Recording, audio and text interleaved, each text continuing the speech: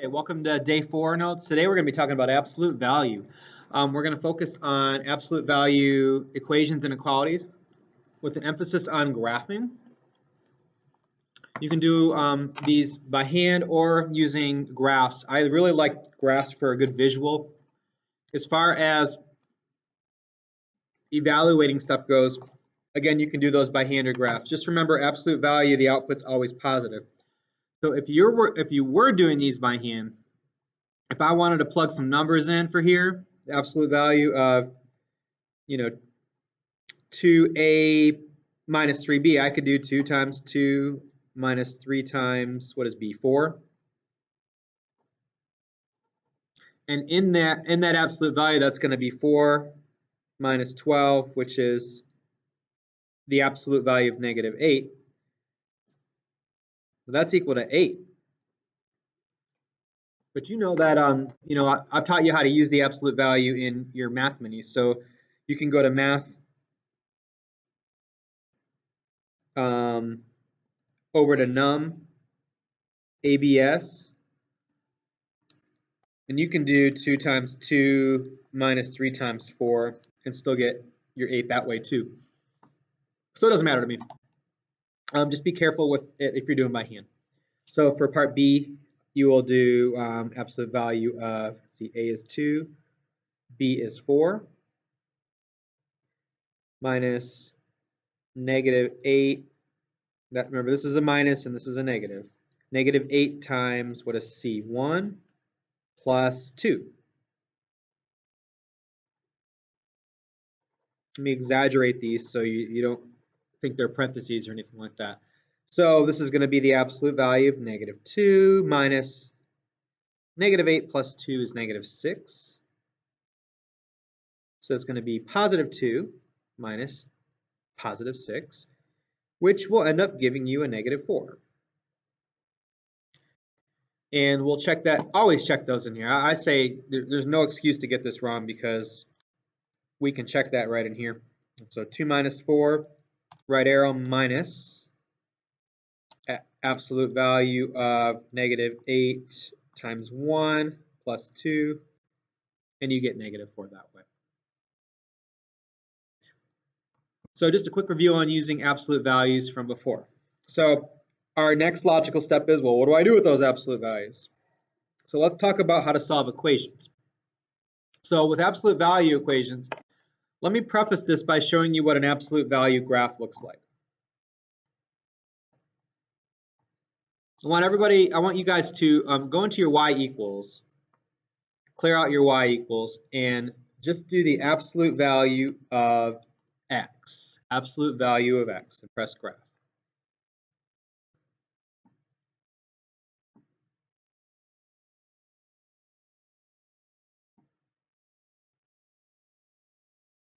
Absolute value of x looks like a V, because what happens is if you plug in any positive numbers, it's going to give you a positive, but when you plug in the negative numbers, normally it would go down here if it was x, but it's going to flip up here and give you positive numbers as well because it always changes the sign. So that's going to lend themselves to have, multiple solutions when we talk about this. We can move these left, right, up or down, and transform them. But I want to look at letter A and letter B, and I want to talk about how to do them by hand first. So this will take a little bit more time. Then I'll follow up with how to do them by the graph. So as far as doing things by hand, absolute values, to solve the equations, we want to treat the absolute value like we're doing that last. So we're going to just focus on this minus 6 and add 6 to both sides. And that's going to give you 3 times the absolute value of x minus 5 is equal to 15 plus 6, which is 21. Then we want to divide both sides by 3. We want to get rid of everything outside the absolute value. And that's going to give you 7.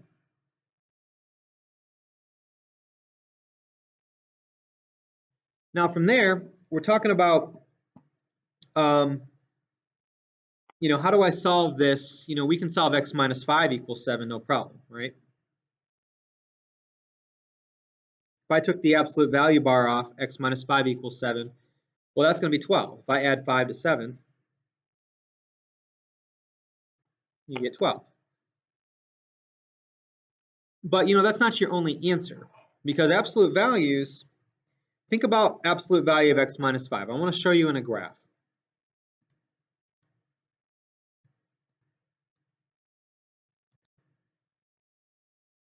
Look at that inequality. So the absolute value of x minus 5 is simply this graph shifted over 5 units to the right. All right. So absolute value of x minus 5, you still got that V shape. Now look at 7. 7 is a flat line. If I graph that, it's going to hit this absolute value graph in 2 spots. You can't see the spot out here unless you change your window, but that spot that it's going to hit out there is going to be positive. This spot's going to be negative. Well, this positive one's going to be 12. What's the negative one going to be? It looks like it's going to be about -2. Now, how do we know what that is? Well, we're going to take this x minus 5, and instead of it equal to 7, we're going to set it equal to -7. We can do that because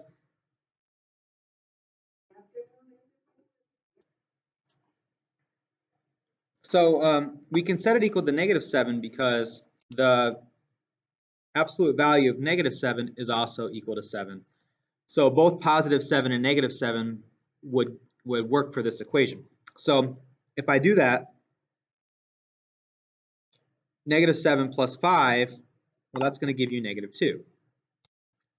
So I have 2 solutions, +12 and -2. Now I do want to check these graphically. So what I do is I'm gonna take it to this point where I got it solved for the absolute value of x minus 5 and 7, and I'm gonna graph it. I'm gonna zoom out, zoom 3, and then press enter to get my window expanded. And now you can see it cross in 2 points. Okay, so that point of intersection, I'm gonna draw that out here.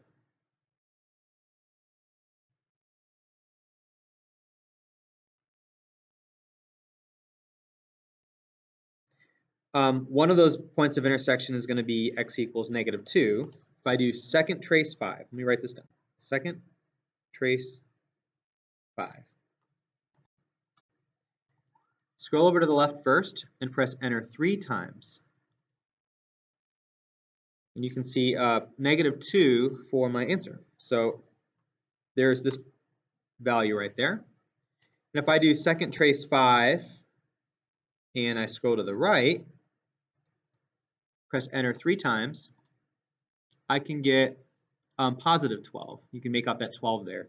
So there's 2 distinct solutions to that equation. And if I go back to the original equation, I can always test my choice. So I can store 12 in for x, 12, remember that store button?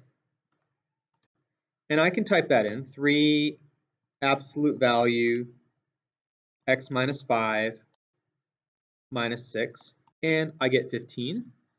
And I can also store -2. -2 stored for x. And I can just scroll up and press enter and retype that. And I get 15 whether I type in +12 or -2. So we know both of those equations give you solutions. So those are 2 distinct solutions that we can get through graphing or by hand, and we can check our solutions by plugging them in. Try letter B. Pause the video and see how you do.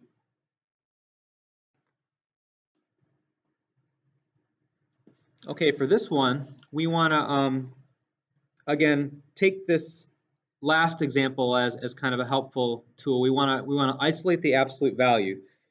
We don't have anything outside of here that's being added or subtracted. So what we'll do is just to get rid of this 2, we'll divide it by both sides. And that's going to be the absolute value 3x minus 2 is equal to 8. And if I'm solving this by hand, I'm going to set up 2 equations. One is going to be 3x minus 2 equals 8, and the other is 3x minus 2 equals -8. All right, 2 distinct solutions. By adding 2 to each side,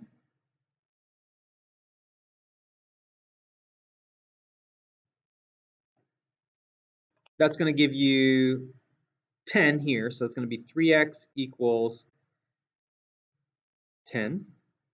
And this is going to add to, that's going to give you negative 8 plus 2, so 3x is equal to negative 6. In both cases, we want to divide by 3, so dividing both sides by 3,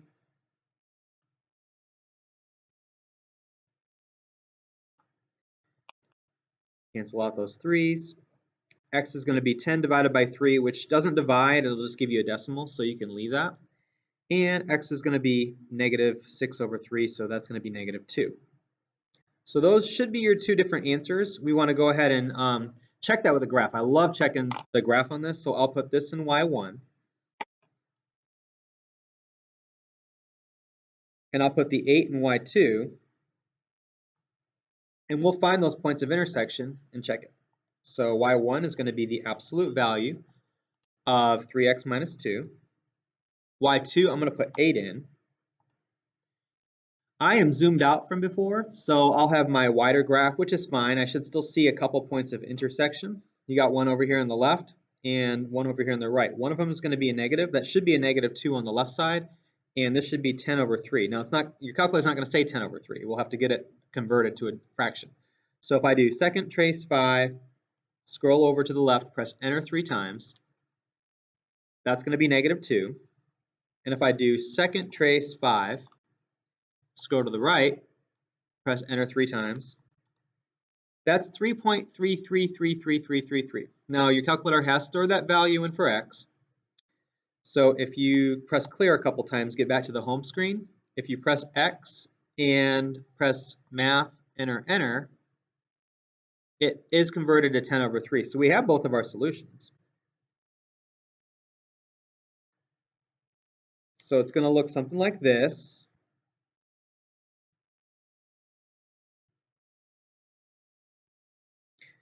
This is going to be x equals negative 2, x equals 10 over 3. And if you really want to just verify by plugging in, you're welcome to. I'm going to take 10 over 3 and store it in for x. And then I'm going to type this original equation in, so 2 absolute value 3x minus 2, and that should give me 16. And then I'm also going to type in negative 2, store it in for x, and I'm going to scroll up and press enter, and that'll also give me 16 when I plug in negative 2. So either way, both of those solutions work. And that's how you can do equations with absolute values. I'm not requiring the ones by hand, but you do have to know how to get the solutions, which you can get from the graph.